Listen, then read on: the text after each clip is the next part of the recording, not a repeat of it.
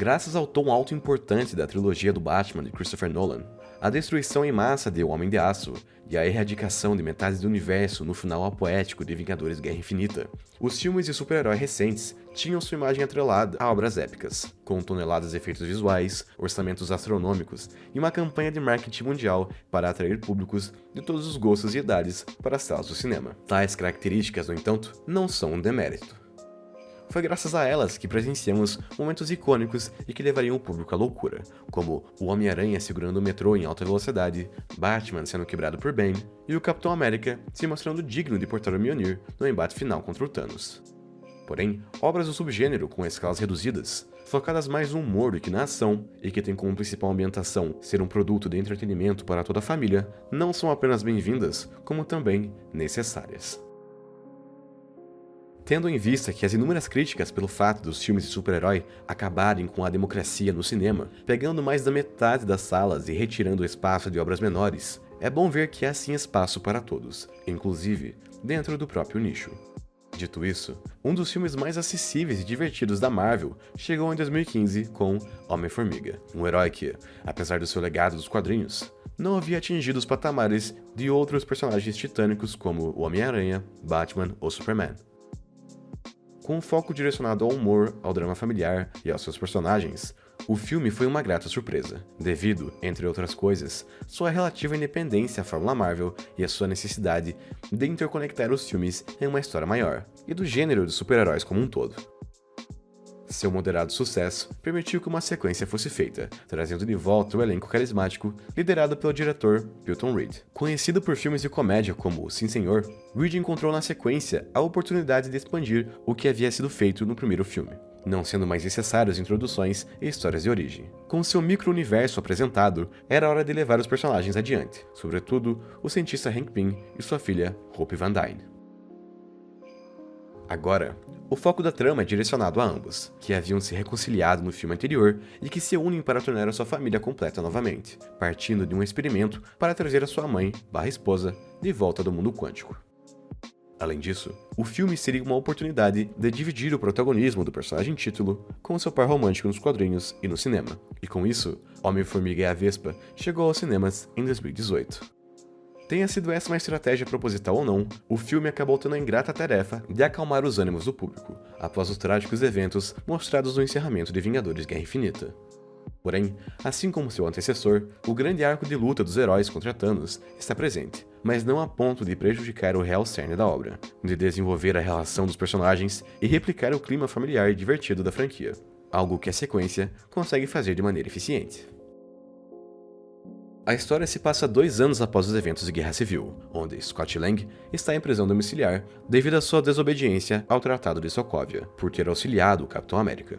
Não fosse o bastante, isso fez com que Hank e Hope fossem considerados cúmplices, tendo que viver no anonimato e sem qualquer contato com Scott, que tenta ocupar o seu tempo sendo um pai melhor para Cassie.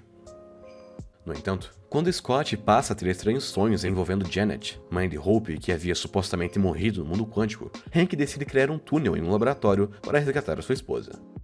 Scott, apesar de estar incondicional, decide ajudar o seu antigo mentor e reatar o seu relacionamento com Hope. Mas o trio não só está sob alvo do FBI, mas também de um criminoso que deseja a tecnologia de Hank e de uma espiã conhecida como Ghost, que possui a estranha habilidade de atravessar objetos e possui um desafeto do passado com o cientista. Mais à vontade com a franquia e com o MCU como um todo, Peyton Reed desenvolve cenas de ação que fazem melhor uso das habilidades do herói, sobretudo da Vespa, que aqui se mostra ainda mais capaz que o protagonista nas cenas de ação e consegue impor a sua presença, mas sem perder o seu lado mais humano, acolhedor e sarcástico, justificando assim dividir o palco com Scott Lang. Falando nele, outro acerto da obra é permitir ao versátil ator Paul Rudd explorar ainda mais a sua veia cômica e esbanjar carisma como Scott Lang, que consegue ser mais humano e relacionável com o público do que um Peter Parker ou Tony Stark. O personagem comete erros, toma decisões estúpidas e passa por situações constrangedoras, mas compensa essas falhas com bom humor, boas intenções e um apego genuíno àqueles ao seu redor, sejam amigos, familiares ou aliados.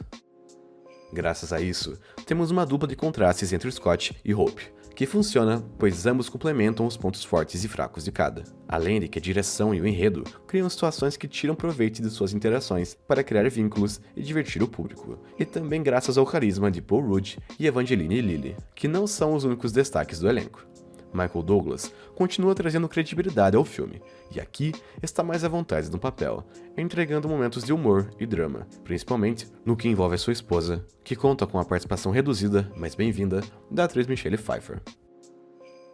Junto a eles, temos Lawrence Fishburne com a sua autoridade costumeira, embora mereça maior espaço em tela. O mesmo pode ser dito da suposta vilã, Ghost, interpretada por Hannah John Kamen, que possui um dilema engajante, mas que também é prejudicada pelo pouco tempo de tela. Assim como o segundo vilão, vivido por Walter Goggins, que existe apenas para ser um empecilho no caminho dos heróis.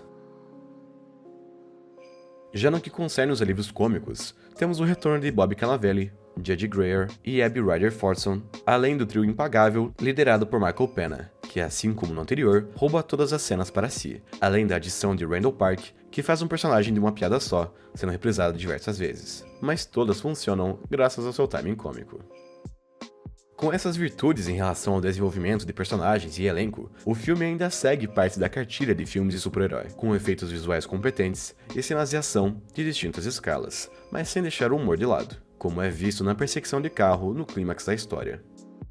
Devido a isso, não há um senso de risco ou perigo nos momentos de conflito, e no final, resulta em um fechamento digno aos clássicos da Sessão da Tarde, onde tudo acaba bem. Felizmente, apesar do formato previsível, ele funciona devido à proposta da obra. Em seu encerramento, Homem-Formiga e a Vespa deixam uma impressão extremamente positiva no público, graças ao seu ótimo senso de humor, personagens carismáticos e situações que não apelam para grandes escalas dramáticas e resoluções que criam conexões excessivas com as demais obras do MCU. Não à toa, basta uma única cena pós-créditos fazendo uma conexão simples, porém promissora, com o que se tornaria o final apoético da primeira grande saga da Marvel, com o filme servindo ao mesmo tempo para deixar o público mais calmo depois de Guerra Infinita, mas o preparando para o que estava por vir. Por essas e outras, a sequência da franquia do Homem-Formiga é uma diversão pipoca recomendável para todos os públicos, algo que se refletiu em seu melhor desempenho nas bilheterias e com a crítica, que elogiou a direção mais segura de Peyton Reed, os novos personagens apresentados e a distribuição de espaço entre os seus dois protagonistas e seus ótimos coadjuvantes. Ainda que seja uma experiência memorável presenciar obras que conseguem levar o seu público a terem as mais fortes emoções com momentos épicos e de alta carga dramática, é sempre um frescor prestigiar filmes que apenas desejam divertir o seu público e promover leveza e entretenimento ao longo de sua duração. Com as atuais tendências do gênero e do próprio cinema blockbuster em aumentar a escala e os riscos, obras como Homem-Formiga e a Vespa se tornam cada vez mais escassas, mas serão sempre bem-vindas. Quem sabe, enquanto aguardamos pela próxima ameaça colossal do MCU, teremos essa experiência agradável sendo revivida em 2023, com a chegada de Homem-Formiga e a Vespa Quantumania.